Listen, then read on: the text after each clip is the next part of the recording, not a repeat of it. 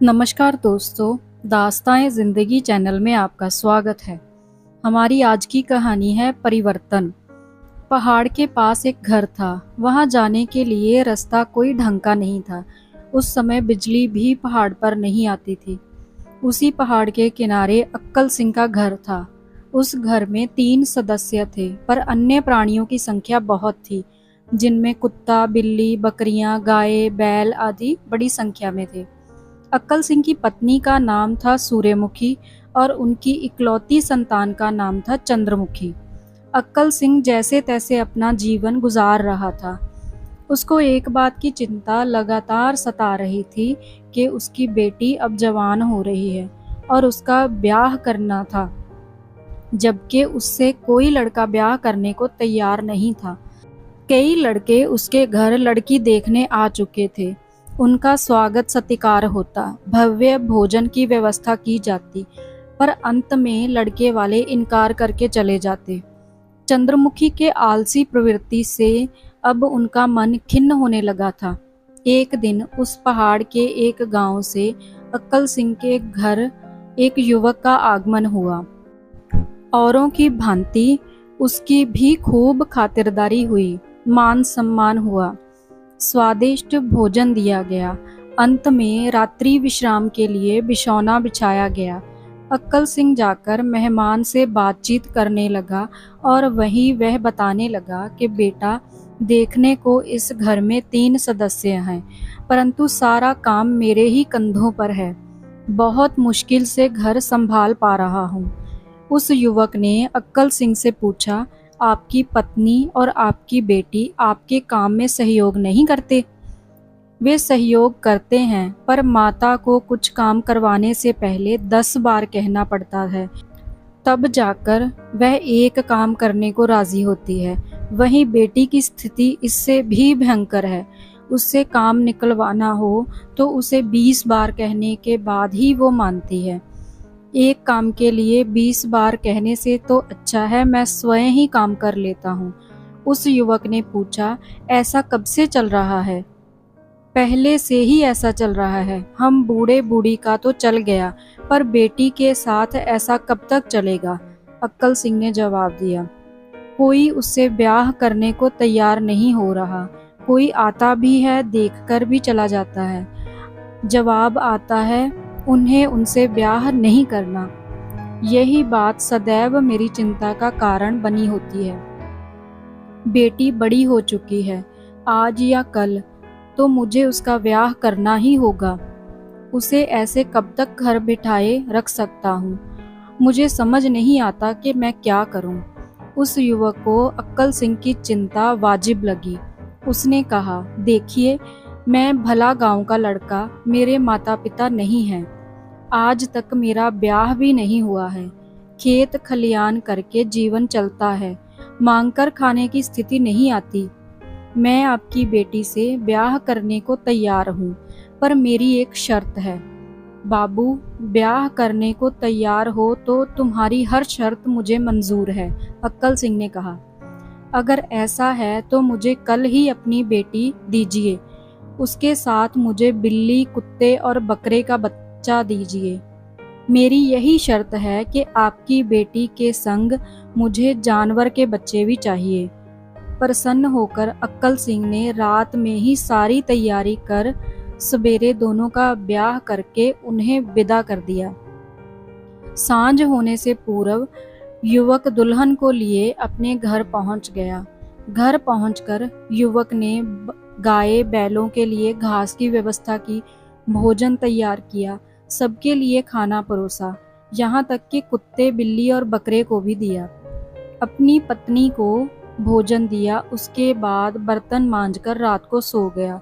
सवेरे उठकर चाय बनाई, पत्नी को दी, खुद चाय पीकर अपने दैनिक कार्य को निपटाया।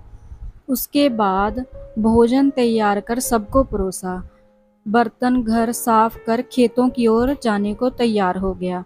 जाते जाते उसने कुत्ते के पिल्ले से कहा, मैं खेतों की ओर जा रहा हूँ, तुम मेरे पीछे से घर का कामकाज देखना, भोजन तैयार करना, बैलों और गायों के लिए घास काटना, घर का सारा काम अच्छे से करना।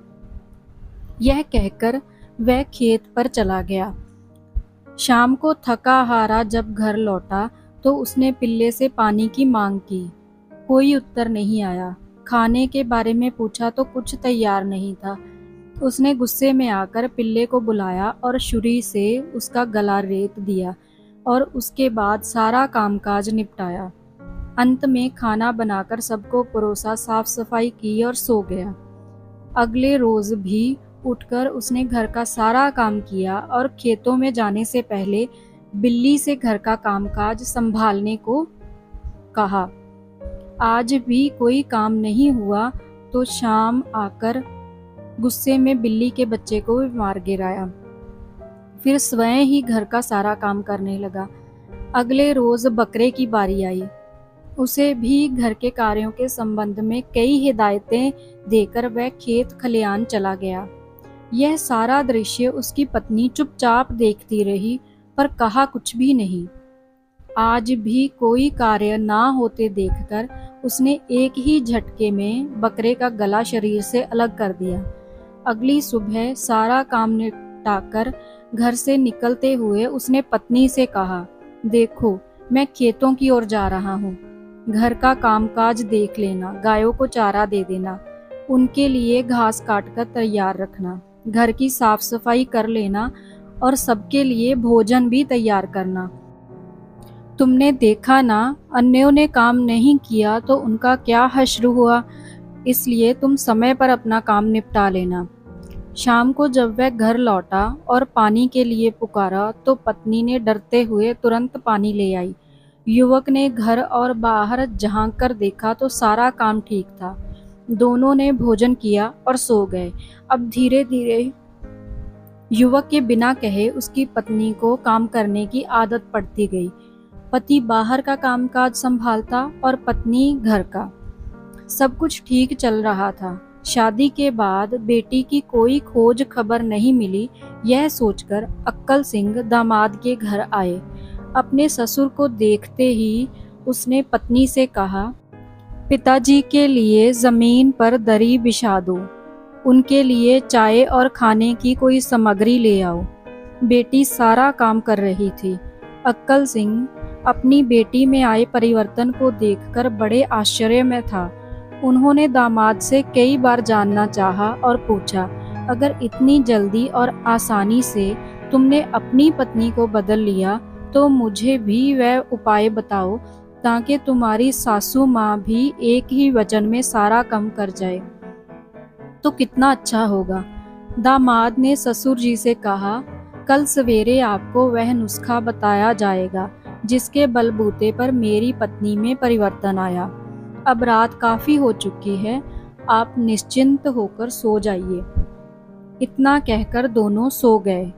सवेरे युवक ने मिट्टी के फूटे बर्तन को इकट्ठा कर उनको तोड़कर धूल बनाया।